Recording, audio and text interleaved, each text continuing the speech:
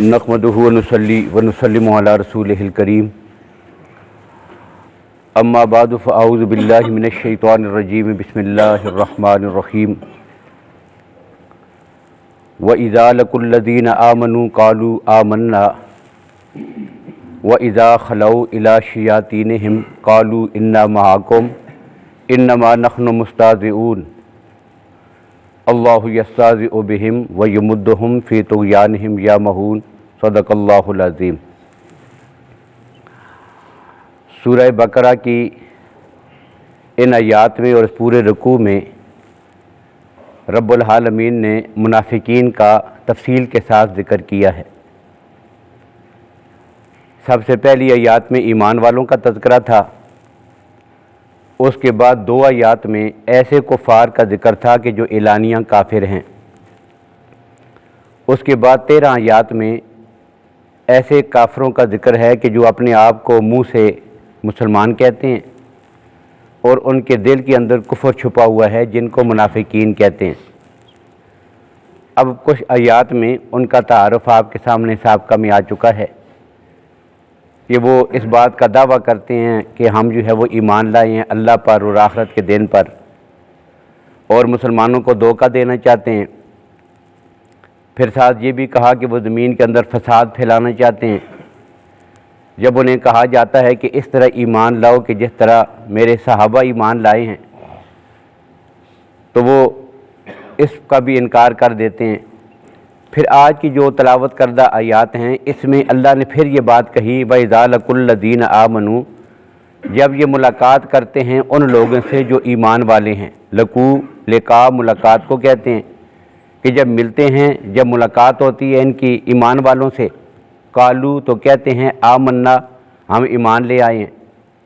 व इज़ा, और जब खलौ खलवत जो है वो तन्हाई अलग हो जाते हैं, इला शयातीनिहिम, अपने शैतानों के पास, तो फिर क्या कहते हैं, इन्ना मअकुम, हम तो तुम्हारे साथ हैं। यानी दो मुँह वाले हैं, ज़ुल वजहैन इसको कहते हैं। अहले कुफर के पास जाते हैं तो कहते हैं हम तो आपके साथ हैं, हमारा अकीदा, हमारा नज़रिया, हमारी फ़िक्र, हमारी सोच, हम तो अब बिल्कुल आपके आदमी हैं। और ईमान वालों के पास आते हैं तो कहते हैं कि हम तो ईमान वाले हैं। और असल में अहले कुफर को फिर कहते क्या हैं कि हम तो उनके साथ मजाक कर रहे थे। अब अल्लाह की ज़ात फरमाते हैं अल्लाहु यस्ताज़िउ बिहिम, अल्लाह की ज़ात उनके इस इस्तिज़ा का, मजाक उड़ाने का उनको बदला अता करेंगे। व यमुद्दुहुम, अल्लाह ने उनको डील दे रखी है, फ़ी तुग़यानिहिम, उनकी सरकशी में, सरकशी उनकी बढ़ती चली जाती है। या महून, अंधे होकर इसी कुफर और शिर्क की राह पर वो लगे हुए हैं। अब ये तो हुआ इन आयात का तर्जुमा। अब इनमें सबसे पहली बात यह है कि यहाँ पर बज़ाहिर देखने में आपको तकरार नज़र आएगा। क्यों कि पहली आयत में जहाँ मुनाफिकीन का ज़िक्र शुरू हुआ था, सबसे पहली बात ये कही गई थी कि व मिनन नास मन यक़ूलु आमन्ना, कुछ लोग वो हैं कि जो अपने मुँह से कहते हैं कि हम ईमान ले आए हैं। ईमान का ज़िक्र तो पहले हो गया था। अब यहाँ फिर जो है वो इज़ा लक़ुल्लज़ीना आमनू क़ालू आमन्ना, जब कुफ़ार से मिलते हैं तो जब ईमान वालों से मिलते हैं तो कहते हैं हम ईमान ले आए हैं। अब बज़ाहिर इसमें तकरार नज़र आता है, लेकिन हकीकत ये है कि पूरे कुरान पाक में कहीं भी इस तरह का कोई तकरार नहीं कि जो बेमकसद हो और माँ जो है वो अल्फाज की ज़्यादती का सबब हो। बल्कि जहाँ पर भी कोई लफ्ज़ बतकरार आता है तो उसमें बहुत सारी हिकमतें और फ़ायदे हैं, और वो अलग किसी मकसद के लिए वहाँ पे लाया गया है। अब यहाँ पर आमन्ना का जो लफ्ज़ तकरार के साथ आया इन आयात में, तो उसका भी एक मकसद है। मकसद क्या है कि पहली आयत में जहाँ से आगाज़ हुआ था उनके ईमान के दावे की नफ़ी करना मकसूद है कि कहते हैं हम ईमान वाले हैं, उसकी नफ़ी करनी है, तरदीद करनी है रब्बुल आलमीन, इसलिए पहले उस सिफत का जिक्र कर दिया। अब दोबारा जो ईमान वालों से मिलते हैं और कहते हैं आमन्ना, हम ईमान लाए हैं, यहाँ पर उनकी खसलतें, उनके करतूत, उनकी सिफ़ात जो बताई जा रही हैं, ये सिफ़त उनकी बताई जा रही है। अब उनकी एक सिफ़त क्या है कि जब ईमान वालों से मिलते हैं तो कहते हैं आमन्ना, हम ईमान ले आए हैं। व इज़ा खलौ, जब अलग होते हैं, ला शयातीनिहिम, अपने शैतानों के पास। अब शैतान किसको कहा गया? क्या यहाँ पर शैतान का लफ्ज़ जो है वो इब्लीस के लिए इस्तेमाल हुआ है? तो ऐसा बिल्कुल नहीं है, बल्कि शयातीन का लफ्ज़ जहाँ भी कुरान पाक में इस्तेमाल हुआ है, इससे दो चीज़ें मुराद होती हैं। ایک تو ابلیس بھی اسے مراد ہے، اور دوسرا وہ شیطان کے جو ابلیس جیسے کام کر کے اس کے معاون اور مددگار ہیں، چاہے وہ انسانوں میں سے ہوں چاہے وہ جنات میں سے ہوں۔ اور ہر آیت میں وہاں اس کا قرینہ بتا دیتا ہے، یا تو تصریح موجود ہوگی، یہ قرینہ بتا دے گا کہ یہاں پر شیاطین الانس مراد ہیں، انسانوں میں سے جو شیطان ہیں، یا جنوں میں سے جو شیطان ہیں وہ مراد ہیں۔ کون سے مراد ہیں وہاں پر خود بخود معلوم ہو جائے گا۔ تو یہاں پر جو شیاطین کہا گیا ہے، تو کیا وہ مسلمانوں کے پاس سے اٹھ کر ابلیس کے پاس جایا کرتے تھے؟ ایسا بالکل نہیں ہے۔ یہ بات بالکل قطعی ہے اور یقینی ہے کہ وہ جن سے ملتے تھے وہ دو قسم کے لوگ ہیں۔ اب شیاطین کی تفسیر میں مفسرین نے دو قسم کے لوگوں کا ذکر کیا ہے۔ ایک لوگ وہ ہیں کہ جو اعلانیہ طور پر کافر ہیں، جو رسول اللہ صلی اللہ علیہ وسلم کے اعلانیہ طور پر دشمن ہیں۔ اب جب ان کے پاس جاتے تھے نا، ایمان والوں کے پاس سے اٹھے، جا کر ان سے خفیہ ملاقات کی، ان سے کہتے ہیں دیکھا نا ہم ان کو کس طرح جو ہے وہ دھوکہ دے رہے ہیں، ہم ان کے ساتھ کس طرح مذاق اڑا رہے ہیں، ان بیچاروں کو پتہ ہی نہیں، وہ بے وقوف ہیں نعوذ باللہ، انہیں تو کوئی پتہ نہیں، ہم آپ کے ساتھ ہیں اور ان کو جو ہے وہ دھوکہ دے رہے ہیں۔ تو اب ان جو اعلانیہ جو کافر ہیں ان کو شیطان کہا گیا۔ اس وقت جو بڑے بڑے کفار کافر تھے ان کو شیطان کہا گیا۔ اور دوسرا یہ کہ یہ جو منافقین ہیں، ان منافقین کی اپنے جو بڑے تھے، ابھی چھوٹے منافق جو تھے نا، یعنی عہدے میں، منصب میں، حالات میں، مالی حالت سے، معاشرے میں ان کی حیثیت کے لحاظ سے، کچھ چھوٹے ہوتے ہیں کچھ بڑے ہوتے ہیں، ان کے سرغن ہیں، ان کے سربراہ، جس طرح عبداللہ بن ابی ہے جو سب سے بڑا ہے، رئیس المنافقین اس کو کہتے ہیں۔ تو ان رئیسوں کے پاس جا کے ان کو پھر ہنستے تھے، مذاق اڑاتے ہیں، کیا دیکھا نا ہم نے ان کو کیسے جو ہے وہ مذاق کیا ہوا ہے اور کیسے بے وقوف بنایا ہوا ہے، ان کو پتہ ہی نہیں بیچاروں کو، ہم جو ہے وہ اپنا مقصد کس طرح حاصل کر رہی ہیں، انہیں تو کوئی پتہ ہی نہیں چلتا۔ اب ان کافر کفار اور منافقین کے لیے لفظ جی کیا استعمال ہوا ہے؟ شیاطین۔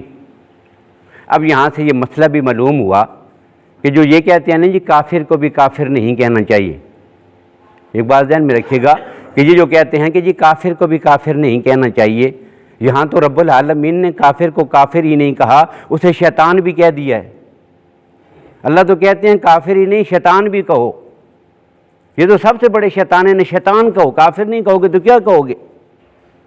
وہ ہمارے استاد محترم تھے حضرت علامہ علی شریعتی رحمۃ اللہ تعالیٰ علیہ، وہ قید خانے میں تھے، تو انہیں کئی بار جو بلایا گیا، میز پہ بٹھایا گیا، ان سے بات چیت ہوئی، تو کہتے ہیں جی وہ ان کا جو بڑا تھا نا جیل کا سپریڈینٹ، اس نے مجھے ایک دفعہ بٹھایا سامنے میز پر اور کہتا ہے جی کہ دیکھیں کافر کو بھی کافر نہیں کہنا چاہیے، یہ اس کا سوال تھا۔ انہوں نے کہا جی آپ جو کہہ رہے ہیں یہ کچھ کرتے ہیں تو کافر کو بھی کافر نہیں کہنا چاہیے۔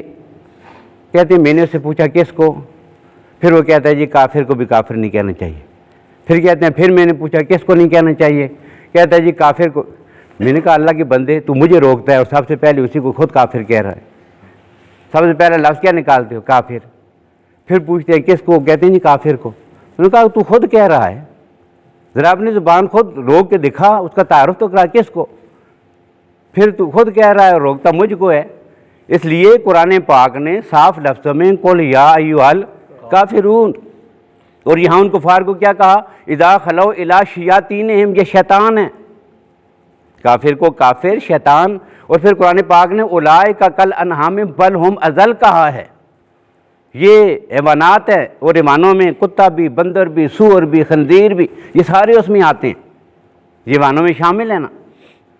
اس لیے کافر کو اس کی پہچان کرانے کے لیے کافر کہا جائے گا، مرزائی ہے، یہ دوسرے کفار ہیں، ان کو کافر ہی کہا جائے گا، اس لیے کہ ان کی پہچان ضروری ہے۔ تو کیا کہا؟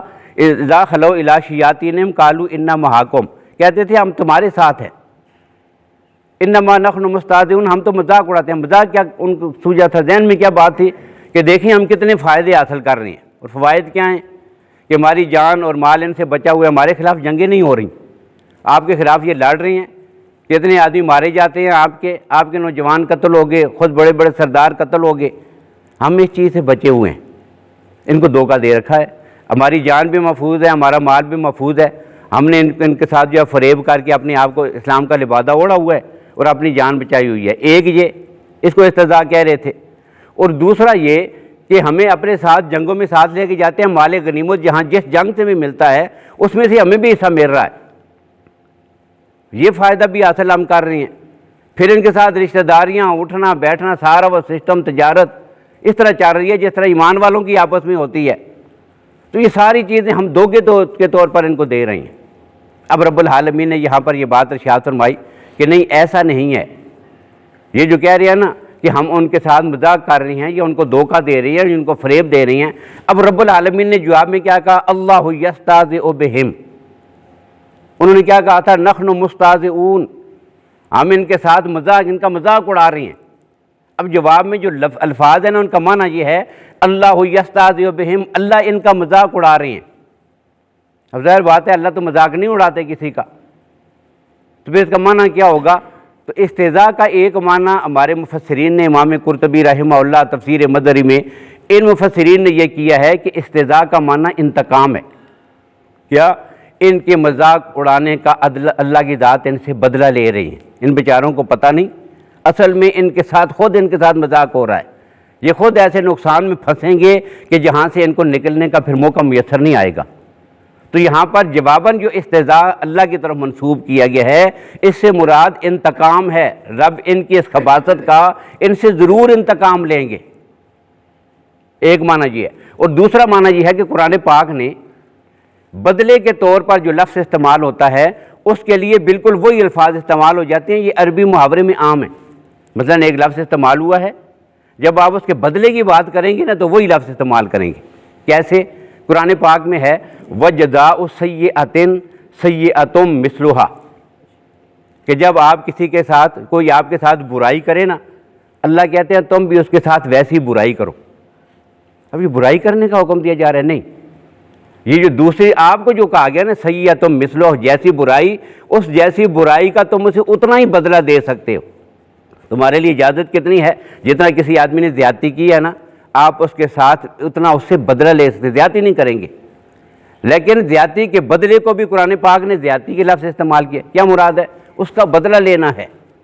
اور پھر قرآن پاک میں ایک جگہ اللہ کی ذات فرماتی ہے نسوا اللہ، ان کفار نے، کافروں نے نسوا اللہ، اللہ کی ذات کو بلا دیا ہے۔ نسیان بلانے کو کہتے ہیں، بلا دیا ہے۔ فانساہم، انہوں نے اپنے آپ کو انہوں نے اللہ کی ذات کو بلایا، فنسیہم، اللہ نے ان کو بلا دیا ہے۔ اب اللہ کی ذات بھولنے سے تو پاک ہے۔ مراد کیا ہے؟ ان کے بلانے کا ان سے بدلہ لیا جائے گا۔ اللہ نے اپنی نظر رحمت ان سے پھیر لی ہے، ورنہ اللہ کی نظروں سے یہ نہ اوجل ہوئے ہیں نہ یا رب العالمین بھولتے ہیں۔ لیکن کیا ہوا کہ پہلے نظر رحمت تھی وہ ہٹ گئی ہے، اب اللہ کے کار والی نظر ان کے اوپر گرتی ہے۔ تو یہ ہے رب العالمین کا بلانا۔ تو یہاں پر استہزاء کے جواب میں جو استہزاء کہا تو معنی کیا ہے؟ یہ کہہ رہی ہیں کہ ہم ایمان والوں کو دھوکہ دے رہے ہیں، نعوذ باللہ، اللہ کے نبی صلی اللہ علیہ وسلم اور صحابہ کرام آپ کی جماعت ایمان والوں کو دھوکہ دینا چاہتے ہیں۔ تو یاد رکھیں اللہ یستہزئ بہم، اللہ ان کے اس دھوکہ دینے کا بدلہ ان کو ضرور دیں گے، اور دیا جا رہا ہے۔ کیا؟ اب سزا کیا ہوتی ہے؟ ایک یہ ہوتا ہے کہ بندہ گناہ کے راستے پہ، کفر کے راستے پہ، شرک کے راستے پہ جب چل نکلتا ہے تو اس کے بعد آگے جا کر اس کو ٹھوکر لگتی ہے، ضمیر اس کو جو ہے وہ کبھی ملامت کرتا ہے، کوئی سمجھانے والا اس کو سمجھاتا ہے، اس کے مقدر میں ہدایت ہوتی ہے تو وہ سیدھے راستے پہ چل آتا ہے۔ اب کیا ہوتا ہے؟ اس کی آخرت بن جاتی ہے۔ گمراہی کے راستے سے ہٹا، ایمان کے راستے پہ آیا، اب اس کی زندگی بن گئی، آخرت بن جاتی ہے۔ لیکن اللہ کا اس سے بڑا عذاب اور ناراضگی اور غضب یہ ہوتا ہے کہ بندہ گمراہی کے راستے پہ چلتا رہے اور خوش ہو کہ میں ٹھیک کر رہا ہوں اور میں بڑا کامیاب جا رہا ہوں، میں ٹھیک راستے پر ہوں۔ اب یہ جو آخر وقت تک انسان کو کفر کی حالت میں مہلت ملتی رہتی ہے نا، یہ وہ خوش ہوتا ہے کہ مجھے تو کوئی پوچھنے والا ہی نہیں ہے۔ اب یہ مہلت اس کے لیے بڑی نقصان دہ ہے، اور رب العالمین کا شدید انتقام ہے اس کے کفر کی وجہ سے۔ اب اللہ کہتے ہیں یہ انتقام ان سے لیا جا رہا ہے۔ کیا؟ یمدہم فی طغیانہم، وہ اپنی سرکشی میں، اپنے کفر میں، اپنی طغیان میں، اس میں اسی طرح جو ہے وہ آگے بڑھتے۔ یمدو، یہ مد سے ہے، اور مد جو ہے کسی چیز کو کھینچنے کو کہتے ہیں نا، یہاں پہ مد کرو، الفاظ پڑھتے ہوئے کہتے ہیں نا کھینچ کر پڑھنا، مد کرنا۔ تو یمدو کا معنی ہے اللہ ان کو ڈیل دیتے جا رہے ہیں۔ یہ دنیا میں جس کو بندے کو جب ڈیل ملتی ہے نا غلط کام کرتے ہوئے تو وہ اپنے طور پہ خوش ہوتا ہے، اگر میں غلط ہوتا تو اللہ کی ذات مجھے پکڑ لیتے۔ اور آپ نے سنا ہوگا تفاسیر میں یہ بات موجود ہے کہ جو بڑے بڑے سرکش لوگ تھے، اللہ نے دنیا میں کیسی عیش و عشرت سے مال و دولت ساری چیزیں ساری ضرورتیں پوری ہو رہی ہیں تاکہ خوب آگے جو ہے وہ گمراہی کے انتہا تک پہنچے، اور پھر رب العالمین جب اپنی رسی کھینچتے ہیں اور پکڑ لیتے ہیں تو پھر ان سے بچنے کے لیے کوئی راستہ باقی نہیں بچتا۔ تو یہ کیفیت ان کی ذکر کی گئی ہے، اور آخری آیت میں جو ان کی صفات کے باب میں ذکر ہوئی ہیں یہ بات کہی گئی ہے کہ یہ وہ لوگ ہیں اولئک الذین اشتروا الضلالۃ بالہدی، انہوں نے ہدایت کے بدلے میں گمراہی خرید لی ہے، کفر خرید لیا ہے۔ اب یہاں پر مفسرین نے ایک بات یہ بھی لکھی ہے کہ دیکھیں خریدنا آپ کس کو کہتے ہیں؟ ایک چیز کی قیمت آپ دیں گے، وہ چیز آپ اس سے لے لیں گے، اس کو کیا کہتے ہیں؟ خریدنا۔ اب کفر کے بدلے ایمان کے بدلے میں کفر خرید لینا یہ تو تب ہوتا کہ پہلے وہ مومن ہوتے، یعنی ان کے پاس ایمان کی دولت ہو، اس کو دیا، وہاں سے کفر لے لیا، تب خریداری کا لفظ۔ تو مفسرین نے لکھا کہ یہاں پر اس سے مراد یہ ہے کہ انہوں نے دو چیزیں تھیں، ان کے لیے زندگی میں آپشن کتنے تھے؟ دو چیزیں تھیں، یا کفر کو اختیار کرنا ہے یا صراط مستقیم اختیار کرنا ہے۔ اب انہوں نے کیا کیا؟ خود اپنے لیے پسند کر لیا ہے۔ یہاں خریدنے سے مراد کیا ہے؟ اپنے لیے پسند کر لینا کہ کفر کی راہ اختیار کرتے ہو یا اسلام کی راہ، صراط مستقیم پہ چلتے ہو یا دین پہ چلتے ہو یا کفر کی راہ پہ چلتے ہو۔ اب انہوں نے کیا کیا؟ اولئک الذین اشتروا الضلالۃ علی الہدی، انہوں نے گمراہی والی راہ جو ہے وہ اپنے لیے خود منتخب کی ہے اور اس کے بدلے میں ہدایت کے سیدھے راستے کو چھوڑ دیا ہے۔ فما ربحت تجارتہم، ایسی تجارت ان کو کوئی نفع نہ دے گی، وما ہم مہتدین، اور وہ ہدایت پانے والے نہیں ہیں۔ تو یہ 13 آیات میں منافقین کی خصلتیں ذکر کرنے کے بعد اگلی جو 2 آیات آ رہی ہیں اس میں پھر رب العالمین نے مثال دے کر ان کی کیفیت کا ذکر کیا ہے۔ تو اللہ تعالی ہمیں کفر و ضلالت سے نکل کر صراط مستقیم پہ چلنے اور نبی اکرم صلی اللہ علیہ وسلم کی شریعت پر چلنے کی توفیق نصیب فرمائے۔